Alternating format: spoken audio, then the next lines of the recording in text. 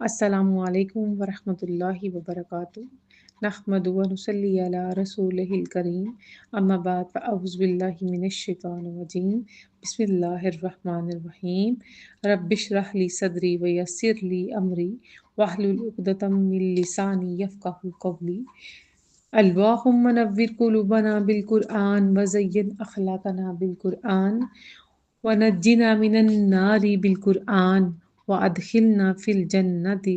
بالقرآن اللہم صلی علی محمد النبی الامی وعلی آلہ وسلم تسلیما۔ الحمدللہ پیاری اسلامی بہنوں، ماشاءاللہ بڑی محبت اور عقیدت سے ساتھ ساتھ چل رہے ہیں۔ یہ سب اللہ سبحانہ تعالیٰ کی توفیق اور رحمت سے ہے۔ آج ہمارے سورۃ نساء کا پارٹ نمبر 2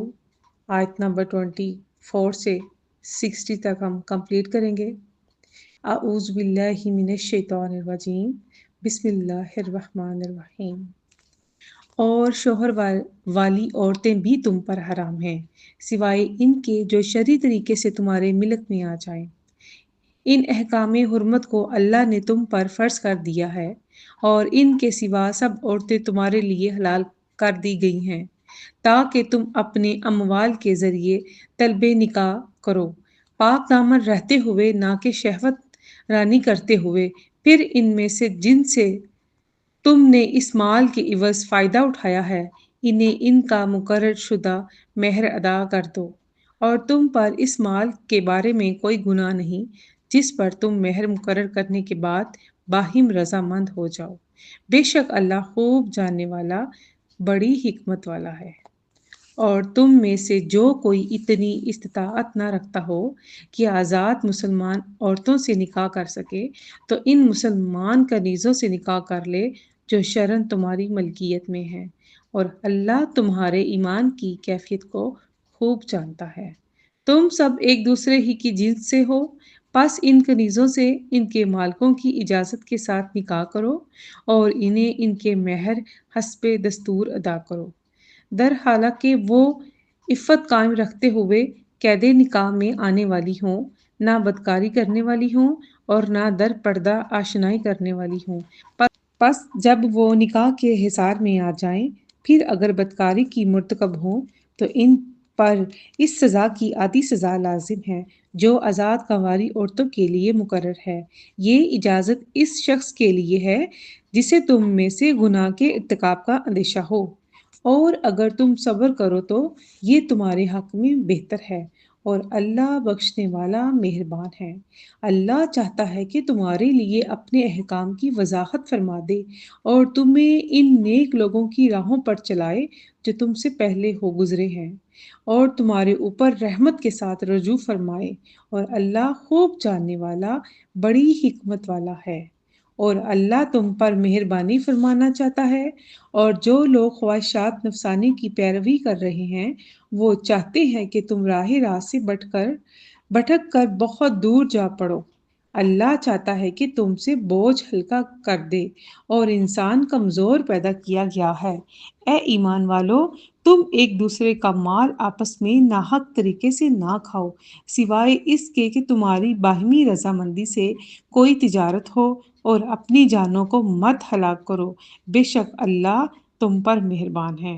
اور جو کوئی تعدی اور ظلم سے ایسا کرے گا تو ہم عنقریب اسے دوزخ کی آگ میں ڈال دیں گے، اور یہ اللہ پر بالکل آسان ہے۔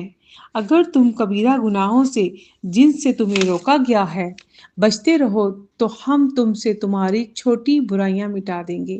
اور تمہیں عزت والی جگہ میں داخل فرما دیں گے۔ اور تم اس چیز کی تمنا نہ کیا کرو جس میں اللہ نے تم میں سے بعض کو بعض پر فضیلت دی ہے۔ مردوں کے لیے اس میں سے حصہ ہے جو انہوں نے کمایا، اور عورتوں کے لیے اس میں سے حصہ ہے جو انہوں نے کمایا، اور اللہ سے اس کا فضل مانگا کرو، بے شک اللہ ہر چیز کو خوب جاننے والا ہے۔ اور ہم نے سب کے لیے ماں باپ اور قریبی رشتہ داروں کے چھوڑے ہوئے مال میں حقدار یعنی وارث مقرر کر دیے ہیں، اور جس سے تمہارا معاہدہ ہو چکا ہے سوا انہیں ان کا حصہ دے دو، بے شک اللہ ہر چیز کا مشاہدہ فرمانے والا ہے۔ مرد عورتوں کے محافظ اور کفیل ہیں، اس لیے کہ اللہ نے ان میں سے بعض کو بعض پر فضیلت دی ہے، اور اس وجہ سے بھی کہ مرد ان پر اپنے مال خرچ کرتے ہیں، پس نیک بیویاں اطاعت اشار ہوتی ہیں۔ شوہروں کی عدم موجودگی میں اللہ کی حفاظت کے ساتھ اپنی عزت کی حفاظت کرنے والی ہوتی ہیں، اور تمہیں جن عورتوں کی نافرمانی سرکشی کا اندیشہ ہو تو انہیں نصیحت کرو، اور اگر نہ سمجھے تو انہیں خوابگاہوں میں خود سے علیحدہ کر دو، اور اگر پھر بھی اصلاح پذیر نہ ہوں تو ان سے تادیباً عارضی طور پر الگ ہو جاؤ۔ پھر اگر وہ رضائے الہی کے لیے تمہارے ساتھ تعاون کرنے لگے تو ان کے خلاف کوئی راستہ تلاش نہ کرو، بے شک اللہ سب سے بلند، سب سے بڑا ہے۔ اور اگر تمہیں ان دونوں کے درمیان مخالفت کا اندیشہ ہو تو تم ایک منصف مرد کے خاندان سے اور ایک منصف عورت کے خاندان سے مقرر کر لو۔ اگر وہ دونوں منصف صلح کرانے کا ارادہ رکھیں تو اللہ ان دونوں کے درمیان موافقت پیدا فرما دے گا، بے شک اللہ خوب جاننے والا خبردار ہے۔ اور تم اللہ کی عبادت کرو اور اس کے ساتھ کسی کو شریک نہ ٹھہراؤ، اور ماں باپ کے ساتھ بھلائی کرو، اور رشتہ داروں اور یتیموں اور محتاجوں سے، اور نزدیکی ہمسائے اور اجنبی پڑوسی اور ہم مجلس اور مسافر سے، اور جن کے تم مالک ہو چکے ہو ان سے نیکی کیا کرو، بے شک اللہ اس شخص کو پسند نہیں کرتا جو تکبر کرنے والا، مغرور، فخر کرنے والا، خود بین ہو۔ جو لوگ بھی بخل کرتے ہیں اور لوگوں کو بھی بخل کا حکم دیتے ہیں اور اس نعمت کو چھپاتے ہیں جو اللہ نے انہیں اپنے فضل سے عطا کی ہے، اور ہم نے کافروں کے لیے ذلت انگیز عذاب تیار کر رکھا ہے۔ اور جو لوگ اپنے مال لوگوں کے دکھاوے کے لیے خرچ کرتے ہیں اور نہ اللہ پر ایمان رکھتے ہیں اور نہ یوم آخرت پر، اور شیطان جس کا بھی ساتھی ہو گیا تو وہ برا ساتھی ہے۔ اور ان کا کیا نقصان تھا کہ اگر وہ اللہ پر اور یوم آخرت میں ایمان لے آتے اور جو کچھ اللہ نے انہیں دے دیا ہے اس میں سے اس کی راہ میں خرچ کرتے، اور اللہ ان کے حال سے خوب واقف ہے۔ بے شک اللہ ذرا برابر بھی ظلم نہیں کرتا، اور اگر کوئی نیکی ہو تو اسے 2 گنا کر دیتا ہے، اور اپنے پاس سے بڑا اجر عطا فرماتا ہے۔ پھر اس دن کیا حال ہوگا جب ہم ہر امت سے ایک گواہ لائیں گے، اور اے حبیب ہم آپ کو ان سب پر گواہ لائیں گے۔ اس دن وہ لوگ جنہوں نے کفر کیا اور رسول اللہ صلی اللہ علیہ وآلہ وسلم کی نافرمانی کی آرزو کریں گے کاش انہیں مٹی میں دبا کر ان پر زمین برابر کر دی جاتی، اور وہ اللہ سے کوئی بات نہ چھپا سکیں گے۔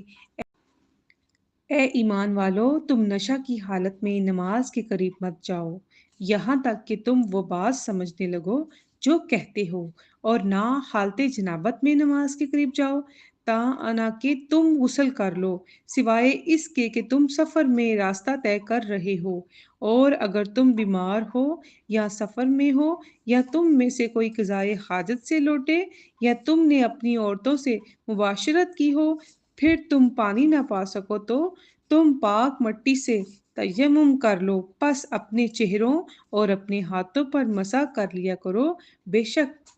اللہ معاف فرمانے بہت بخشنے والا ہے۔ کیا آپ نے ان لوگوں کو نہیں دیکھا جنہیں آسمانی کتاب کا ایک ہی حصہ عطا کیا گیا؟ وہ گمراہی خریدتے ہیں اور چاہتے ہیں کہ تم بھی سیدھے راستے سے بہک جاؤ،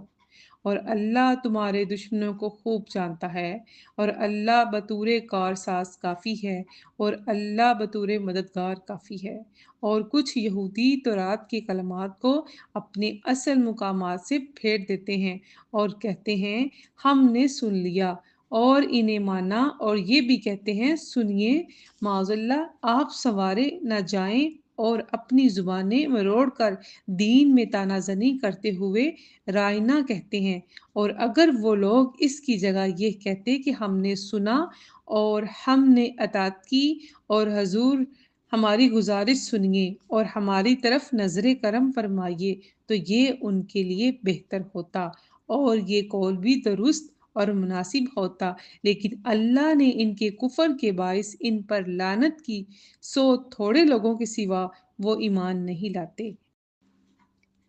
اے اہل کتاب، اس کتاب پر ایمان لاؤ جو ہم نے اب اپنے حبیب محمد صلی اللہ علیہ وآلہ وسلم پر اتاری ہے، جو اس کتاب کی اصلاحاً تصدیق کرتی ہے جو تمہارے پاس ہے، اس سے قبل کہ ہم بعض چہروں کے نقوش کو مٹا دیں اور انہیں ان کی پشت کی حالت پر پھیر دیں یا ان پر اسی طرح لعنت کریں جیسے ہم نے ہفتے کے دن نافرمانی کرنے والوں پر لعنت کی تھی، اور اللہ کا حکم پورا ہو کر ہی رہتا ہے۔ بے شک اللہ اس بات کو نہیں بخشتا کہ اس کے ساتھ شرک کیا جائے، اور اس سے کم تر جو گناہ بھی ہو جس کے لیے چاہتا ہے بخش دیتا ہے، اور جس نے اللہ کے ساتھ شرک کیا اس نے واقعتاً زبردست گناہ کا بہتان باندھا۔ کیا آپ نے ایسے لوگوں کو نہیں دیکھا جو خود کو پاک ظاہر کرتے ہیں، بلکہ اللہ ہی جسے چاہتا ہے پاک فرماتا ہے، اور ان پر ایک داغے کے برابر بھی ظلم نہیں کیا جائے گا۔ آپ دیکھیے وہ اللہ پر کیسے جھوٹا بہتان باندھتے ہیں، اور ان کے لیے عذاب یہی کھلا گناہ کافی ہے۔ کیا آپ نے ان لوگوں کو نہیں دیکھا جنہیں آسمانی کتاب کا حصہ دیا گیا ہے، پھر بھی وہ بتوں اور شیطان پر ایمان رکھتے ہیں، اور کافروں کے بارے میں کہتے ہیں کہ مسلمانوں کی نسبت یہ کافر زیادہ سیدھی راہ پر ہیں۔ یہ وہ لوگ ہیں جن پر اللہ نے لعنت کی، اور جس پر اللہ لعنت کرے تو اس کے لیے ہرگز کوئی مددگار نہ پائے گا۔ کیا ان کا سلطنت میں کچھ حصہ ہے؟ اگر ایسا ہو تو یہ اپنے بخل کے باعث لوگوں کو تل برابر بھی کوئی چیز نہیں دیں گے۔ کیا یہ یہود لوگوں سے ان نعمتوں پر حسد کرتے ہیں جو اللہ نے انہیں اپنے فضل سے عطا فرمائی ہیں؟ سو واقعی ہم نے ابراہیم علیہ السلام کے خاندان کو کتاب اور حکمت عطا کی، اور ہم نے انہیں بڑی سلطنت بخشی، پس ان میں سے کوئی تو اس پر ایمان لے آیا اور ان میں سے کسی نے اس سے روگردانی کی، اور روگردانی کرنے والے کے لیے دوزخ کی بڑھتی آگ کافی ہے۔ بے شک جن لوگوں نے ہماری آیتوں سے کفر کیا، ہم ان قریب انہیں دوزخ کی آگ میں جھونک دیں گے۔ جب ان کی کھالیں جل جائیں گی تو ہم انہیں دوسری کھالیں بدل دیں گے تاکہ وہ مسلسل عذاب کا مزہ چکھتے رہیں۔ بے شک اللہ غالب حکمت والا ہے۔ اور جو لوگ ایمان لائے اور نیک عمل کرتے رہے تو ہم انہیں بہشتوں میں داخل کریں گے جن کے نیچے نہریں رواں ہیں، وہ ان میں ہمیشہ رہیں گے، ان کے لیے وہاں پاکیزہ بیویاں ہوں گی، اور ہم ان کو بہت گھنے سائے میں داخل کریں گے۔ بے شک اللہ تمہیں حکم دیتا ہے کہ ایمانتیں انہی لوگوں کے سپرد کرو جو ان کے اہل ہیں، اور جب تم لوگوں پر حکومت کرو تو عدل و انصاف کے ساتھ کیا کرو، اور جب تم لوگوں کے درمیان فیصلہ کرو تو عدل و انصاف کے ساتھ فیصلہ کیا کرو۔ بے شک اللہ تمہیں کیا ہی اچھی نصیحت فرماتا ہے، بے شک اللہ خوب سننے والا، خوب دیکھنے والا ہے۔ اے ایمان والو، اللہ کی اطاعت کرو اور رسول اللہ صلی اللہ علیہ وآلہ وسلم کی اطاعت کرو، اور اپنے حق میں سے اہل حق صاحبان امر کی۔ پھر اگر کسی مسئلہ میں تم باہم اختلاف کرو تو اس سے حتمی فیصلے کے لیے اللہ اور رسول اللہ صلی اللہ علیہ وآلہ وسلم کی طرف لوٹا دو۔ اگر تم اللہ پر اور یوم آخرت پر ایمان رکھتے ہو تو یہی تمہارے حق میں بہتر اور انجام کے لحاظ سے بہت اچھا ہے۔ کیا آپ نے ان منافقوں کو نہیں دیکھا جو زبان سے دعویٰ کرتے ہیں کہ وہ اس کتاب یعنی قرآن پاک پر ایمان لائے جو آپ کی طرف اتارا گیا، اور ان آسمانی کتابوں پر بھی جو آپ سے پہلے اتاری گئیں، مگر چاہتے یہ ہیں کہ اپنے مقدمات فیصلے کے لیے شیطان یعنی احکام الہی سے سرکشی پر مبنی قانون کی طرف لے جائیں، حالانکہ انہیں حکم دیا جا چکا ہے کہ اس کا کھلا انکار کر دیں، اور شیطان تو یہی چاہتا ہے کہ انہیں دور دراز گمراہی میں بھٹکاتا رہے۔ الحمدللہ آج سورۃ نساء کی 60 آیات مکمل ہو چکی ہیں۔ اللہ سبحانہ تعالیٰ کے کرم اور توفیق سے ہمارا سفر جاری رہے گا۔ امید ہے سب بہنیں محبت اور عقیدت سے خود بھی سنیں گی اور دوسروں تک بھی یہ پیغام پہنچائیں گی۔ السلام علیکم ورحمۃ اللہ وبرکاتہ۔